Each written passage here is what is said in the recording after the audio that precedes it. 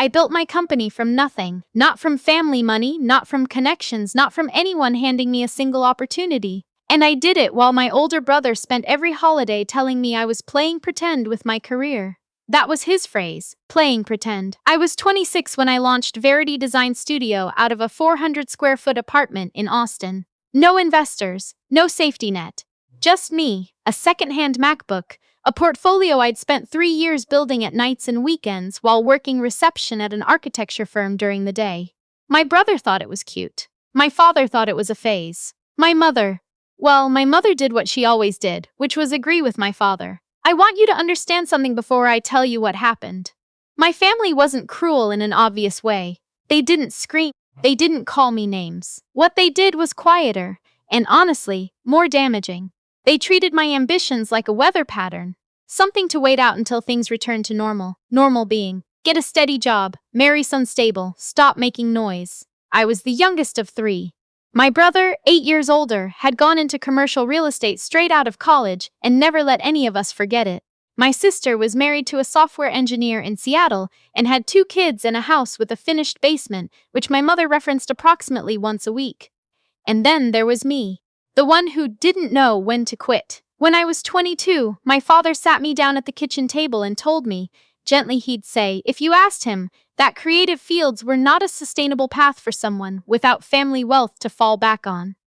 He said it like he was doing me a favor, like he was saving me from something.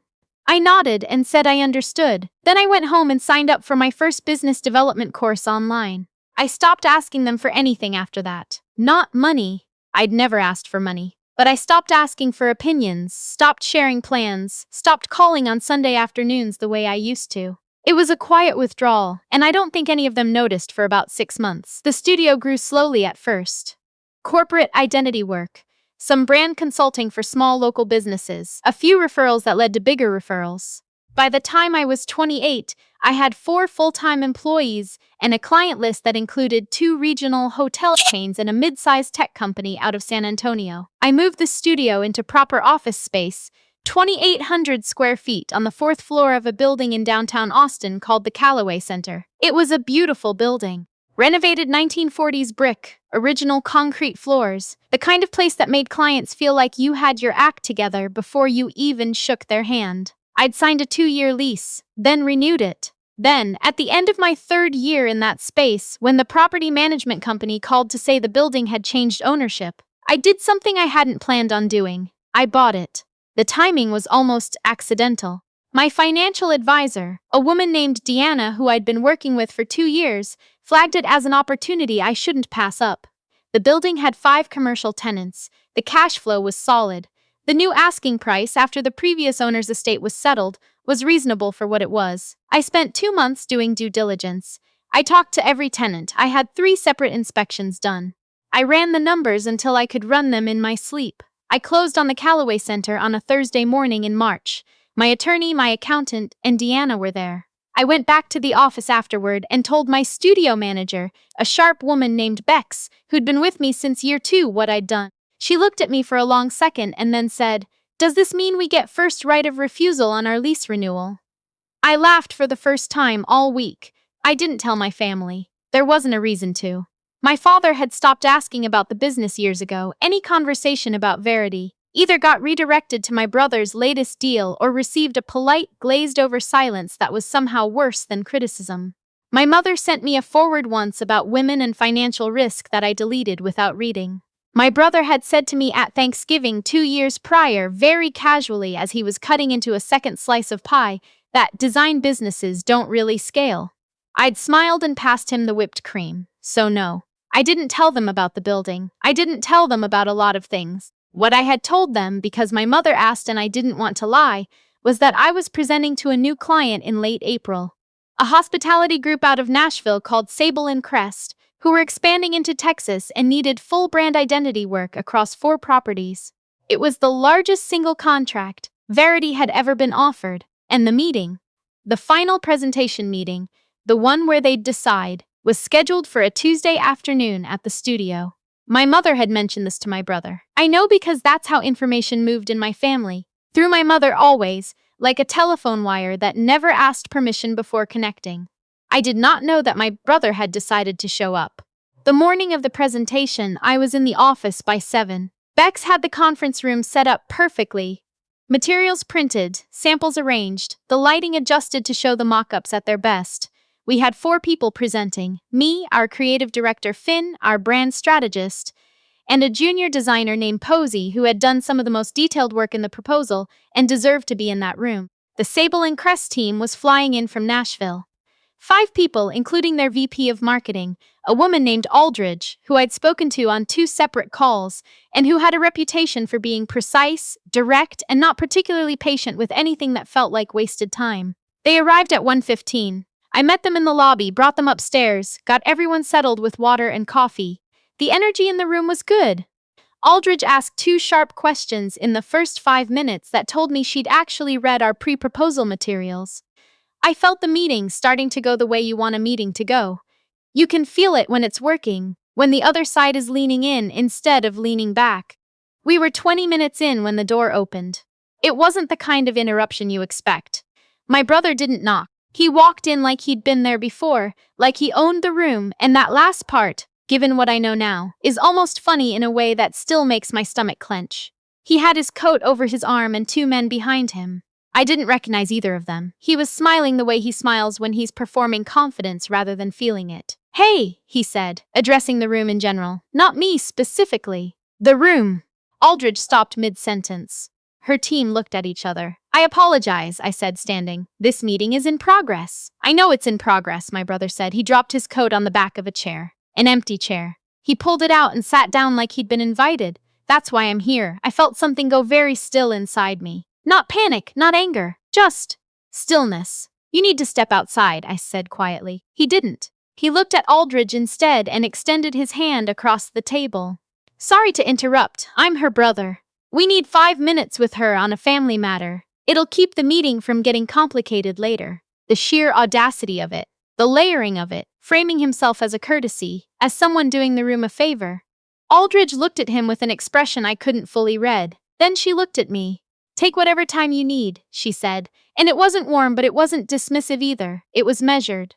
It told me she was watching how I handled this. I nodded and walked out into the hallway with my brother. The 2 men followed and stayed near the elevator. My brother pulled the door almost closed behind him and turned to face me with the same smile, slightly dimmed now that we were out of the audience. "What are you doing?" I said. It wasn't a question. "I'm doing you a favor," he said. "I found out some information about your client situation and You walked into my client presentation. I walked into your building," he said the second part pointedly, like it had weight. Here's where I need to explain something about my brother. He works in commercial real estate, as I said. And somewhere in the past several months, he had become convinced, through what research or reasoning I still don't fully know, that the Callaway Center was managed by a company he had a connection to. He'd apparently told someone, one of the men behind him possibly, that he had leverage over my situation, that the property management relationship gave him some kind of angle. He believed the building was managed by a company called Redstone Property Group. He knew someone at Redstone. He had, I later learned, actually spoken to someone there and implied he had a stake in the Verity situation. What he didn't know, because I hadn't told anyone in my family, was that Redstone no longer managed the Callaway Center, because I owned it. I had bought out their management contract when I purchased the building. Deanna had handled it. It was clean. There was no management company anymore. There was just me. "I want 30%, he said. I let that sit in the air for a second. 30% of what? I said. "Of Verity." He said it's like it was obvious, like we'd been in the middle of a negotiation and this was simply the next step. "You're about to close a major contract. The business is finally at a real scale. I've been sitting on the sidelines watching you build this for years and you told me design businesses don't scale."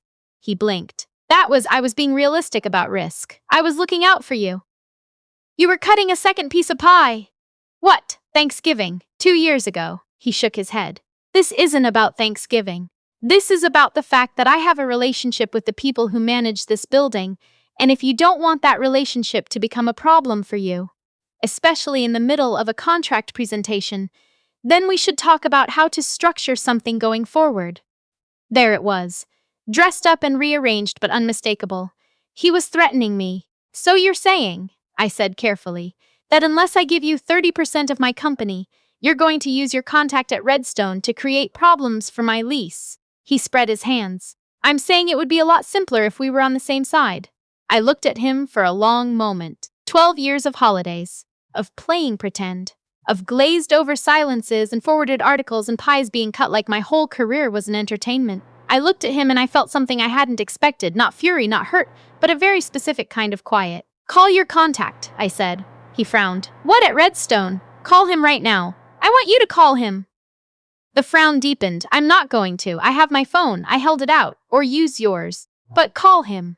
Call him and tell him you need to discuss the lease situation for Verity Design Studio at the Callaway Center. Tell him you have an arrangement you want to discuss. I paused. Put it on speaker. My brother looked at me the way you look at someone who's just said something in a language you don't speak. You're bluffing, he said. I'm not. Call him. There was a long pause. He took out his phone. He pulled up the contact, a man named I would later find out, Fletcher, and he called. He put it on speaker, I think, because he thought that would demonstrate something. Prove a point. Fletcher answered on the third ring. My brother said he was calling about the Callaway Center, about a tenant situation, about whether there was any flexibility in the lease terms or any leverage available regarding a company called Verity Design on the 4th floor. There was a short silence on the other end. Then Fletcher said, I think there may be a misunderstanding. We don't manage that property anymore. Redstone's contract was terminated when the building changed ownership. You'd need to speak with the owner directly. My brother said, Okay, can you give me the owner's contact? And Fletcher said, I can, but I think you already know her. The hallway was very quiet. My brother lowered the phone. I didn't say anything. I didn't need to. The look on his face said everything that needed to be said, a decade of assumptions, of looking down, of playing pretend, all of it folding in on itself in about 4 seconds in a hallway outside my conference room. You bought the building, he said. Yes. When? About 14 months ago. He was quiet for another long moment. One of the men by the elevator said something quietly to the other. I don't know what. I have a client waiting, I said. And I went back into the conference room. Bex had smoothly covered the gap. She'd gotten into a side conversation with 2 of the Nashville team about a hotel they'd seen in Houston, and the room had stayed warm. I walked back in, sat down, and said, Thank you for your patience. Shall we pick up where we left off? Aldridge said yes. 45 minutes later, we were done.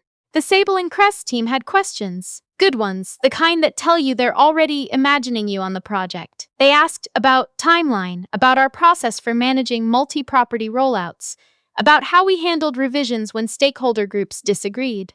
Finn answered 2 questions I would have stumbled on, and Posey walked them through the typography system with the kind of clarity that made one of the Nashville team members actually nod and write something down. After they left, Aldridge stayed back for a moment whilst her team waited by the elevator. She walked over to me and said quietly, You handled that interruption well. Thank you. She looked at me the way people look at you when they're deciding something. Then she said, We'll be in touch by Friday. Bex waited until the elevator doors closed before she turned to me and said, Okay, what just happened? I told her. She sat down on the edge of the conference table and said nothing for about 15 seconds. Then she said, He thought he could threaten you into giving him 1/3 of the company, yes. With leverage over a building you own, yes. Did he know? No, she nodded slowly. Did you know he was going to do this? No, but I knew something like it was eventually coming. I picked up one of the leftover proposal folders from the table. Success has a way of changing people's math. My brother called me that night. I didn't answer. He called twice more over the following week. I let them all go to voicemail. The voicemails were not apologies. They were explanations, rationales, framings of what had happened that made him sound reasonable and me sound like I'd overreacted. The third one actually used the phrase, I was trying to create an opportunity for both of us, which is the kind of sentence that could only be constructed by someone who'd spent a lot of time convincing themselves. My mother called 2 days after that. I answered because she's my mother and some things you do out of muscle memory. She started with, Your brother is very hurt, and I absolutely knew, that the conversation was going to cost me something just by having it. She didn't know the details. My brother had apparently given her a version in which he'd had a legitimate business discussion with me that I'd handled poorly. She was worried about the family. She was worried about division. She wanted me to reach out to him. He threatened my company, I said. And he tried to do it in front of my most important client meeting of the year. There was a silence. He's your brother, she said. I know who he is. She asked me to think about what family means. She asked if I thought this was what my father would have wanted. I told her that what my father had always wanted was for me to stop making noise, and that I hadn't been able to give him that, and I couldn't give it to her either. I hung up gently. I sat with the phone in my hand for a while. Sable and Cress sent the contract over on Thursday, not Friday.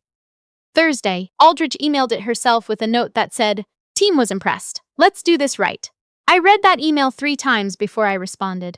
We signed 2 weeks later. The contract was the largest Verity had brought in since we opened. 4 hotel properties, full brand identity rollout, a 2-year engagement with options to extend. Finn did a quiet fist pump when I told him. Posey, who'd worked 6 nights on the typography system and deserved the contract more than anyone, actually tore up a little and then looked embarrassed about it. I told her she shouldn't be. I had my attorney send my brother a formal letter not long after.